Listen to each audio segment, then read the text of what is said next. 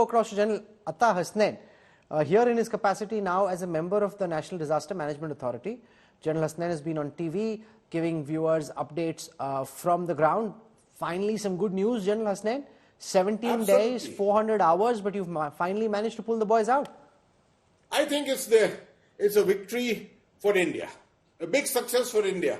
We have been succeeding in various domains around the world in lots of things that have happened within the country, a lot of good things which have happened. But here in a disaster situation in which large number of lives at stake, I think we've been able to get our act together, get all the resources of the government of India at its disposal, bring leadership to the situation and ensure every possible technology which is available was brought here. I think that has led to this kind of a success. So let's stick in the moment. What are your plans? From what I heard from the rescue workers on the ground, they're being pulled out in groups of 4. How are you going to do a medical evaluation, a psych evaluation? Because they've undergone serious trauma over the past 17 days. I think now at this moment, after the NDRF at the moment is very, very busy. They are the ones involved in this complete rollout of the workers. But once their workers are out, it is the health department of the government of Uttarakhand which comes to the fore. I think they've done their homework tremendously. They've put up a 8-9 bed hospital right there at the mouth of the tunnel, a little offset from where this entire collapse had taken place, keeping safety in mind. They've got a system of triage there. They will prioritize the people who have to be evacuated from there. There are enough ambulances. I think each ambulance there is a paramedic, an NDRF person, and one worker who is being taken out from here. They're all going to a 30-bed, interim 30-bed hospital at the district level, which is at the airfield. And there a Chinook helicopter is also located, which had come in the evening.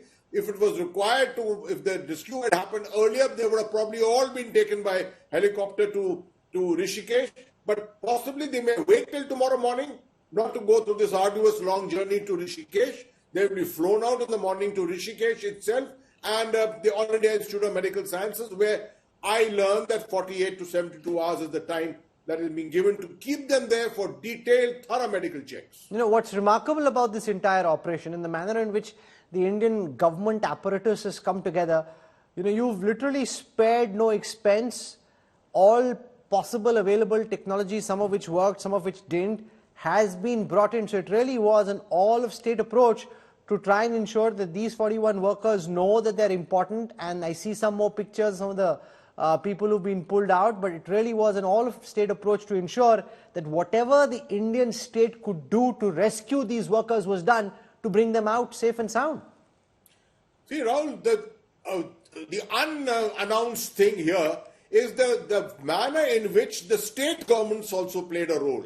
You see, the central government, of course, was right there in the front, but the state government, starting from Chhattisgarh, from Odisha, Madhya Pradesh, Haryana, Gujarat, Rajasthan, everyone, there was equipment coming from different parts of the country. And green corridors were being created by district administrations. I know that the NDMA, my officials were awake at night coordinating this entire movement which was taking place. There's a tremendous cooperation from every district that we were getting.